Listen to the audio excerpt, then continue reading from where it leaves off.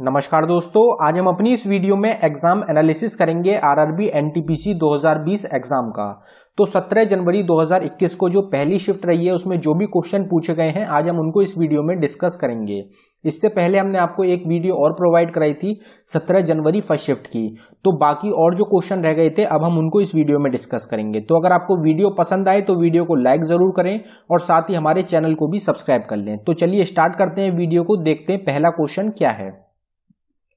तो पहला क्वेश्चन पूछा गया है, who was the first female Lok Sabha speaker. तो पहली महिला लोकसभा स्पीकर कौन थी हिंदुस्तान की? तो हमारा आंसर हो जाएगा मीरा कुमार। तो मीरा कुमार जो थी ये पहली लोकसभा स्पीकर थी हिंदुस्तान की। दूसरी कौन थी? तो दूसरी रहेंगी सुमित्रा महाजन। अभी तक दो ही लोकसभा स्पीकर बनी है फीमेल, जो कि रहेंगी मीरा कुमार और सुमित्रा महाजन। तो ये आपको याद रखना है, ये क्वेश्चन पूछा गया है आज के एग्जाम में। अगला क्वेश्चन देखते हैं हमारा, Which instrument is used to measure the electric current। तो बहुत ही इजी क्वेश्चन है, ये क्वेश्चन पूछा गया इंस्ट्रूमेंट से रिलेटेड। इंस्ट्रूमेंट्स के ऊपर भी क्वेश्चन पूछे जा रहे हैं, काफी शिफ्ट्स में लगातार क्वेश्चन पूछे गए थे इंस्ट्रूमेंट्स के ऊपर। तो इलेक्ट्रिक करंट को नापने के लिए कौन सा इंस्ट्रूमेंट होता है जो कि यूज करा जाता है? तो आपको पता होगा, हमारा आंसर हो जाएगा एमीटर। एमीटर जो होता है इसको यूज करा जाता है इलेक्ट्रिक करंट को नापने के लिए। Who was the CJI of India before Sharad Arvind Bobde 47th। तो शरद अरविंद बोबडे जो कि 47th चीफ जस्टिस हैं इंडिया के, इनसे पहले यानी कि 46th chief justice of India कौन थे हिंदुस्तान के? तो हमारा आंसर हो जाएगा रंजन गोगोई। रंजन गोगोई जो थे ये शरद अरविंद बोबडे से पहले वाले चीफ जस्टिस हैं हिंदुस्तान के, जो कि रहेंगे 46th। तो या तो एग्जाम में क्वेश्चन ये पूछा गया था कि 46 चीफ जस्टिस कौन है हिंदुस्तान के, तो वो रहेंगे रंजन गोगोई। तो ये भी काफी इजी क्वेश्चन है एग्जाम के लिए, आपको पता ही होगा। अगला क्वेश्चन देखते हैं हमारा, where is the headquarter of UNO located. तो आज का जो पेपर रहा है काफी इजी पेपर रहा है और काफी सारे रिपीटेड क्वेश्चन पूछे गए हैं। तो यूनाइटेड नेशन ऑर्गेनाइजेशन जो है इसका हेडक्वार्टर कहां पे लोकेटेड है? इस क्वेश्चन को आरआरबी के एग्जाम में कम से कम 3 से 4 बार रिपीट हो चुका है अभी तक ये क्वेश्चन। तो ये क्वेश्चन फिर पूछा गया एग्जाम में और हो सकता है कि आगे फिर पूछा जाए। तो यूनाइटेड नेशन ऑर्गेनाइजेशन जो है इसका हेडक्वार्टर कहां पे लोकेटेड है? तो हमारा आंसर हो जाएगा न्यूयॉर्क, अमेरिका। तो न्यूयॉर्क में लोकेटेड है यूनाइटेड नेशन ऑर्गेनाइजेशन का हेडक्वार्टर। अगला क्वेश्चन देखते हैं हमारा, who is the first robotic human. तो पहला रोबोटिक ह्यूमन जो बनाया गया है उसका क्या नाम था? तो हमारा आंसर हो जाएगा सोफिया। सोफिया जो है ये पहली रोबोटिक ह्यूमन थी। तो ये आपको याद रखना है, पहला रोबोट जो बनाया गया, रोबोटिक ह्यूमन जो बनाया गया, उसका नाम रहेगा Sofia. Which of these headquarter is not present in Kolkata.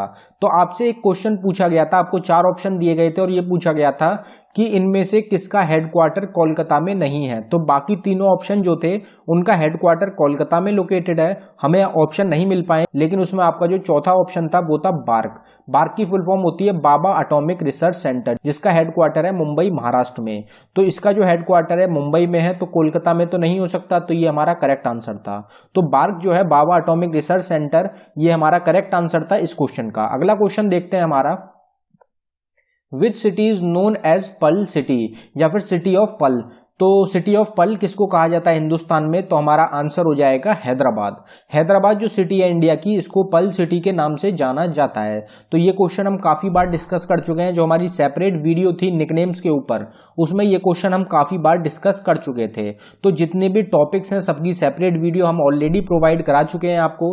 तो जितना भी एग्जाम में डाटा पूछा जा रहा है वो सभी डाटा हम ऑलरेडी कवर कर चुके हैं अपने चैनल पे। तो अगर आप उन सब वीडियोस को अच्छी तरीके से देख रहे हैं तो आप इजीली अच्छे मार्क्स स्कोर कर सकेंगे अपने एग्जाम में। अगला क्वेश्चन देखते हैं हमारा, which scheme is started by the government of India which is related to free LPG. तो एलपीजी सिलेंडर्स जो होते हैं उनको फ्री में प्रोवाइड कराने के लिए कौन सी स्कीम जो है हिंदुस्तान गवर्नमेंट के द्वारा स्टार्ट करी गई थी? और ये जो स्कीम रही थी काफी फेमस रही थी और काफी सक्सेसफुल रही है। काफी सारे लोग हैं जिनको फायदा मिला है फ्री एलपीजी का। तो इस स्कीम का क्या नाम था? तो हमारा आंसर हो जाएगा प्रधानमंत्री उज्ज्वला योजना। प्रधानमंत्री उज्ज्वला योजना जो थी ये इंडियन गवर्नमेंट ऑफ इंडिया के द्वारा लॉन्च करा गया था, जिससे कि फ्री एलपीजी सिलेंडर्स जो होते हैं वो प्रोवाइड कराए जा सकें गरीब लोगों को।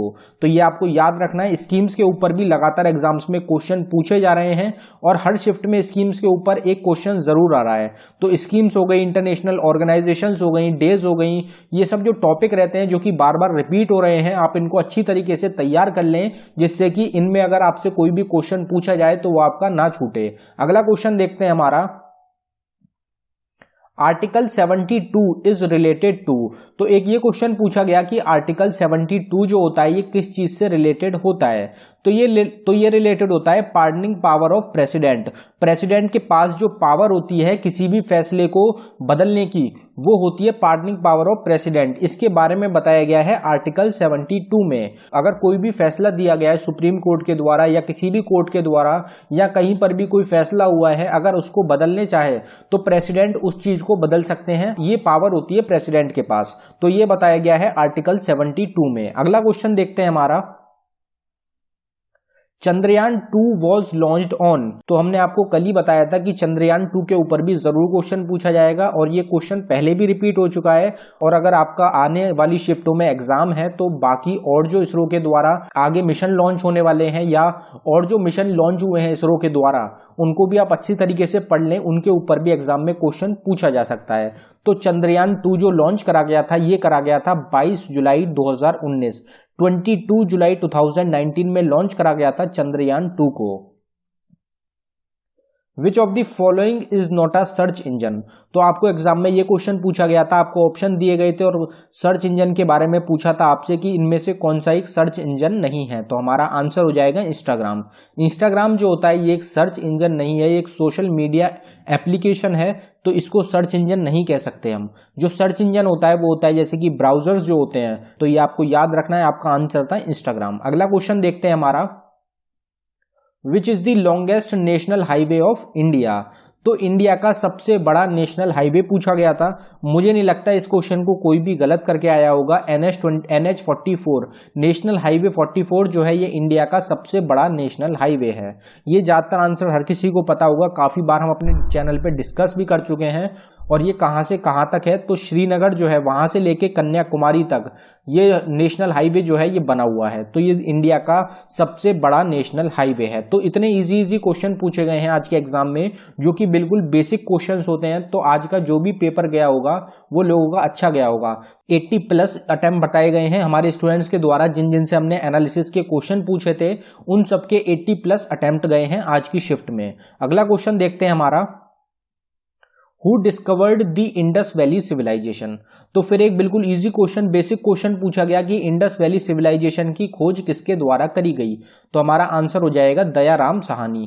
दयाराम साहनी जो है इनके द्वारा खोज करी गई थी इंडस वैली सिविलाइजेशन की। अगर मोहनजोदारो की बात करी जाए तो RD बैनर्जी के द्वारा करी गई थी मोहनजोदारो की।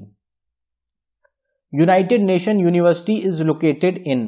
तो यूनाइटेड नेशन यूनिवर्सिटी जो है ये कहां पे लोकेटेड है, कौन सी सिटी में है। तो हमारा आंसर हो जाएगा टोक्यो जापान। तो टोक्यो जो कि कैपिटल है जापान की, वहां पे लोकेटेड है यूनाइटेड नेशंस की university. GSLV Mark 3 is a dash. तो GSLV Mark 3 जो है ये क्या है, ये पूछा गया था। बिल्कुल बेसिक क्वेश्चन, आपको पता होगा, लॉन्च व्हीकल। GSLV Mark 3 जो है ये एक लॉन्च व्हीकल है जो कि एक रॉकेट की तरह होती है, जो कि मिशंस में यूज करा जाता है इसरो के द्वारा, इंडियन स्पेस रिसर्च ऑर्गेनाइजेशंस के द्वारा। अगला क्वेश्चन देखते हैं हमारा, theory of population growth is given by home. तो थ्योरी ऑफ पॉपुलेशन ग्रोथ जो दी थी ये किसके द्वारा दी गई थी। तो हमारा आंसर हो जाएगा थॉमस रॉबर्ट मेल्थस। थॉमस रॉबर्ट मेल्थस जो है इनके द्वारा दिया गया था थ्योरी ऑफ पॉपुलेशन ग्रोथ को। Madhubani painting is related to which state. तो इसका आंसर आपको पता होगा, हमने डिस्कस करा था अपने चैनल पे कि मधुबनी पेंटिंग जो होती है ये कौन सी स्टेट से रिलेटेड होती है। तो हमारा आंसर हो जाएगा बिहार।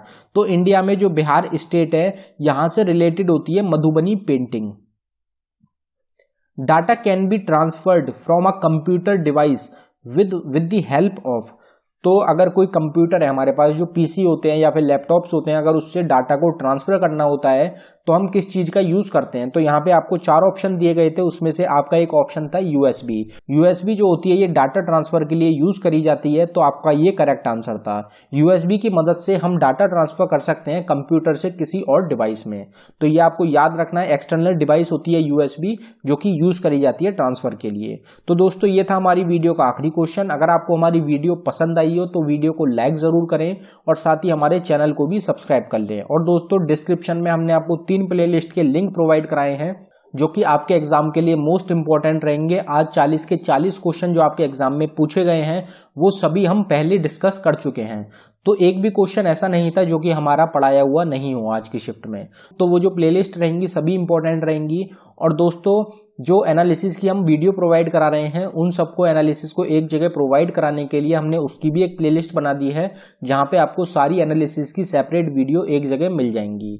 और ऊपर जो हमारा आई बटन है, आप उस पर क्लिक करके भी सारी प्लेलिस्ट देख सकते हैं। धन्यवाद दोस्तों।